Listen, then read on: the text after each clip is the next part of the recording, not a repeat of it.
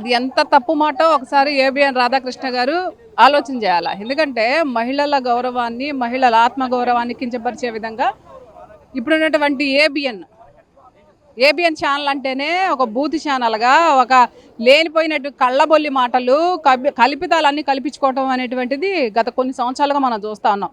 ఈరోజు జగన్మోహన్ రెడ్డి గారిని ఎదుర్కోలేక మహిళల్ని, అంటే వైఎస్ఆర్ కాంగ్రెస్ పార్టీలో ఉన్నటువంటి నాయకుల యొక్క సతీమణులని నిజంగా ఆ మాట మీరు అన్నారనంటే, మీ ఇంట్లో ఆడవాళ్ళు లేరా? మీ ఇంట్లో కూడా ఆడవాళ్ళు ఉన్నారు కదా, మీకు చెల్లెళ్ళు ఉన్నారు కదా, మీకు ఒక కుటుంబం ఉంది కదా. మరి అట్లాంటివి కాకోకుండా మీరు, ఎందుకంటే ఇదంతా కూడా డైవర్షన్ అనమాట. ఏదైతే అమరావతి అనేటువంటి ఒక భ్రమరావతిని మీరు చూపిస్తున్నారో రాష్ట్ర ప్రజలందరికీ కూడా, దాన్ని డైవర్ట్ చేసి ఏదో విధంగా విధ్వంసాలు సృష్టించడానికే మీరు యొక్క ప్రతిపాదన అనేటువంటిది రాష్ట్ర ప్రజలందరికీ కూడా క్లియర్ కట్గా అర్థమవుతోంది. ముందు మీరు ఇచ్చినటువంటి హామీలు ఇవ్వండి. ఇంత ఉన్నటువంటి వాడివి, చంద్రబాబు నాయుడు గారు ఇచ్చినటువంటి హామీలు ఒకటి కూడా నెరవేర్చలేకపోతా ఉంటే నువ్వు ఎప్పుడు అడగవు, నీ ఛానల్ ఎప్పుడు అడగదు, నీ పేపర్ ఎప్పుడు రాయదు. కానీ ఈరోజు మాత్రం మహిళల్ని కించపరిచే విధంగా నువ్వు మాట్లాడుతున్నావు అంటే మహిళల మీద నీకున్నటువంటి అహంకారం ఎంతో ఒకసారి రాష్ట్ర ప్రజలు గమనిస్తూ ఉన్నారు. నువ్వు క్షమాపణ చెప్పపోతే ఇంకా పెద్ద ఎత్తున మా నాయకులతో మేమందరం కూడా పెద్ద ఎత్తున నీకు బుద్ధి చెప్పేటువంటి రోజులు దగ్గరలోనే ఉన్నాయని కూడా ఈ సందర్భంగా తెలియజేస్తాను. శాంతియుతంగా నిరసన అండి. ఇప్పుడు మహిళలకు కించపరుస్తూ ఉంటే ఆవిడ ఒక హోంమంత్రి అయ్యి నిమ్మకు నివృత్తి అనేటువంటి దాన్ని మేము తీవ్రంగా ఖండిస్తూ ఉన్నాం. ఇప్పుడు ఒక మహిళ నాకు అన్యాయం జరిగిందని వచ్చినప్పుడు మీరేం చేయాలండి? అదేమీ లేదు కదా. అదేమీ లేకోకుండా మీరు ఎంత మట్టుకి ఈ భ్రమరావతి, లేదా ఎంత మట్టుకి సిబిఎన్, ఎంత మట్టుకి లోకేష్, ఎంత మట్టుకి పవన్ కళ్యాణ్, ఈ మూడు జపాలు తప్ప నీకు జపం చేయడమే రావట్లేదు కదా. నీకు ఇచ్చినటువంటి శాఖనే నువ్వు ఫుల్ఫిల్గా న్యాయం చేయలేకపోతా ఉన్నావు. ఇంకెక్కడ ఉంది ప్రభుత్వము, ఎక్కడుంది పరిపాలన? కాబట్టి మీరు కూడా ఒక మహిళ అయ్యుండి ఈరోజు ఇంతమంది మహిళల్ని రోడ్డును పడేసి అబాసు పాలు చేసి ఈ మాటలతో చిత్రహింస పెట్టినటువంటి వాళ్ళకి మీరు కూడా మద్దతున్నారంటే అది చాలా, ఒక మహిళగా నేను కూడా ఘోరంగానే తెలియజేస్తాను. వైఎస్ఆర్ కాంగ్రెస్ పార్టీ ఆధ్వర్యంలో ఏదైతే రోత పత్రిక, ఒక రోత ఛానల్గా కేవలం వైఎస్ఆర్ కాంగ్రెస్ పార్టీ జగన్మోహన్ రెడ్డి గారిపై విషం కక్కే ఏబిఎన్ యాజమాన్యం కానివ్వండి, ఎండి రాధాకృష్ణ గారు కానివ్వండి, ఈరోజు ఒక సిగ్గుమాలినగా సిగ్గు విరిచి ఈరోజు వైఎస్ఆర్ కాంగ్రెస్ పార్టీ నాయకులు, కార్యకర్తల్ని, వాళ్ళ కుటుంబ సభ్యుల్ని జగన్మోహన్ రెడ్డి గారు మీ భార్యలు కాదు అంటే పెళ్ళిళ్ళు చేస్తారని చెప్పని అంత నీచమైన భాష మాట్లాడిన ఏబిఎన్ రాధాకృష్ణ గారిని క్షమాపణ కోరమని చెప్పని ఈరోజు వైఎస్ఆర్ కాంగ్రెస్ పార్టీ తరఫున మేము అందరంగా డిమాండ్ చేస్తున్నాం. ఎందుకంత భయం, ఎందుకంత కక్ష, ఎందుకంత ద్వేషం? ఈరోజు జగన్మోహన్ రెడ్డి గారు ఒక మంచి ఆలోచన, ప్రజానికానికి ఉపయోగపడే విధంగా మచిలీపట్నం, విజయవాడ, గుంటూరు ఈ 3 ప్రాంతాల్లో రాజధాని ప్రాంతం కనుక ఏర్పడితే భవిష్యత్తు బాగుంటుంది, ఆంధ్రప్రదేశ్ రాష్ట్రం బాగుంటుంది.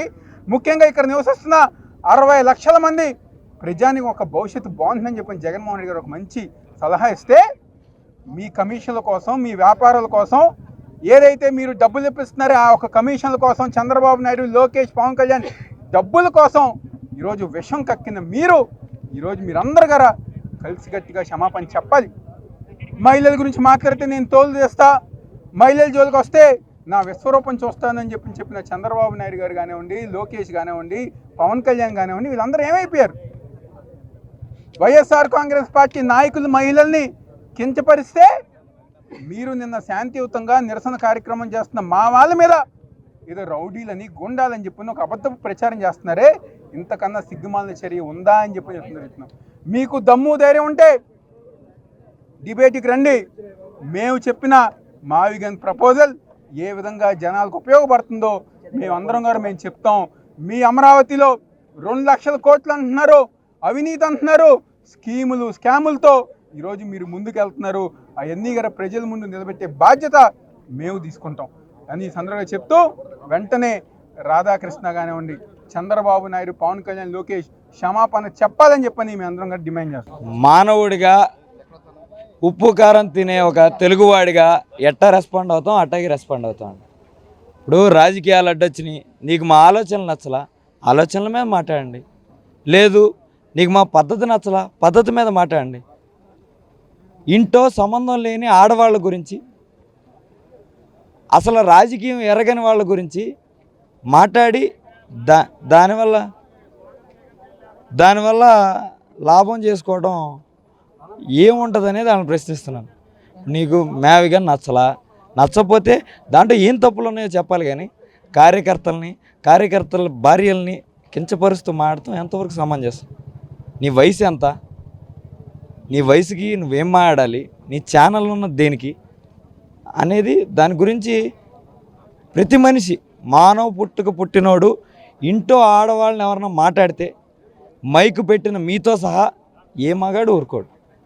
దానికి నిరసన కార్యక్రమం లేదు. వెన్నుముక్క ఉందో లేదో పోలీసులను అడ్డం పెట్టుకుంటే ఎట్టా? మాకు వెన్నుముక్క ఉందా, ఇరుగుందా, నలుగుందా, స్ట్రైట్గా ఉందా, పోలీసులు తీసేసి ఆయన్ని నుంచోమనొచ్చు కదా. మా వెన్నుముక్కలని సజావుగా చూస్తాడు, ఎంత బాగుంది, సరిగ్గా ఉందా లేదా. నిన్న కొంతమంది సైకిల్ తీసుకుని వెళ్ళి వైసీపీ ఎమ్మెల్యేలు మాజీలు అంతా కలిసి వెళ్ళి వైసీపీ ఏబిఎన్ కార్యాలయం మీద దాడి చేశారని చెప్పి రాష్ట్ర సీఎం కానీ హోంమంత్రి కానీ చెప్తారు. నిజంగా నిరసన తెలియజేశారా, దాడి చేశారంటారు నిన్న? అంటే రాధాకృష్ణ గారు చాలా మంచోడు అనుకుంటా. వాళ్ళ ఇంట్లో ఆడవాళ్ళనన్నా ఏమి చావు సచ్చి కూర్చునే అంత మంచోడేమో, కానీ వైసీపీ కార్యకర్తలు కానీ తెలుగువాడిగా పుట్టిన ఉప్పు కారం తిన్నోడు ఎవడో ఇంట్లో ఆడవాళ్ళని మాట్లాడైతే ఖాళీగా ఎవరు కూర్చోరు. అతనిలాగా మేమైతే కూర్చోము. దాన్ని నిరసనే. దాడి ఏమన్నా చేస్తే లోపలన్నీ పగిలేయి, ఆయన ఇల్లు పగిలేది. ఆవిడ ఈ చర్యలనే కరెక్ట్ అని మాట్లాడి వాళ్ళకి మద్దతు ఇచ్చినప్పుడే ఆవిడ హోంమంత్రి కాకుండా తెలుగుదేశం కార్యకర్తగా మిగిలి ఉన్నారు. ఇంకా ఆవిడ మాటలకి ఏం విలువ ఉంటుందని నేను. ఆయన తొలి పలుకులు కాదు, అవి ఒక చెత్త పలుకులు. ఈ రాష్ట్రంలో ఉన్న మహిళల పట్ల చాలా అసభ్యకరమైన పద్ధతిలో ఆయన టీవీలో ప్రసారం చేసి చెత్త పలుకులో రాశారు. ఆయన ఈ మహిళా లోకానికి బేషరతుగా క్షమాపణ చెప్పాలి, ఏబిఎన్ టీవీ ప్రసారాలను నిలిపేయాలని మేము డిమాండ్ చేస్తాను. సభ్య సమాజం తలదించుకునే విధంగా మహిళల పట్ల చాలా అవమానకరమైన రీతిలో వ్యాఖ్యానాలు చేశారు. ఇది ప్రజాస్వామ్యానికి మంచి పద్ధతి కాదు. జర్నలిజం ముసుగులో ఆయన ఒక దళారీగా పనిచేస్తూ ఉన్నాడు. ఇటువంటి వ్యాఖ్యానాలను ఖండించాల్సిన ముఖ్యమంత్రి కూడా రాధాకృష్ణ వైపే నిలబడ్డాడు. ఇది చాలా అమానుషమైంది. ఎందుకంటే అసెంబ్లీలో జరగని దానికి జరిగినట్టుగా ముసలి కన్నీరు కార్చి ఆయన అసెంబ్లీకి రానని శపథం చేసి తీరా ఈరోజు మహిళల పట్ల అసభ్యకరంగా వ్యవహరించారని ఆనాడు మాట్లాడారు. మరి ఈరోజు మహిళల పట్ల అదే రాధాకృష్ణ మాట్లాడినప్పుడు ఈ ముఖ్యమంత్రి స్థానంలో ఉండి ఆయన ఏం చేస్తున్నారని మేము ప్రశ్నిస్తా ఉన్నాం. ఇటువంటి వ్యాఖ్యానాల పట్ల ఈ రాష్ట్ర ప్రజలు చాలా అప్రమత్తంగా ఉండి ఖండించాలి. రాధాకృష్ణ వ్యాఖ్యానాల పట్ల పెద్ద ఎత్తున ఉద్యమించాలి. ఆయన క్షమాపణ చెప్పేంత వరకు మేము ఉద్యమిస్తామని ఉంటాం. మా వైఎస్ఆర్ కాంగ్రెస్ పార్టీ తరఫున ఇకనైనా ఇటువంటి వ్యాఖ్యానాలను విరమించుకోవాలని డిమాండ్ చేస్తూ ఉన్నాం. దాడి కాదు, ప్రజాస్వామ్య పద్ధతిలో ఆందోళన చేశారు. ఈ ఆందోళనకి ఆయన క్షమాపణ చెప్పాలని ఆందోళన చేస్తే దాని మీద కూడా ఇష్టం వచ్చిన రీతిలో వ్యాఖ్యలు చేస్తా ఉన్నాడు. ఇది సరైనది కాదు. ఇటువంటి విడనాడాలని మేము డిమాండ్ చేస్తా ఉన్నాం.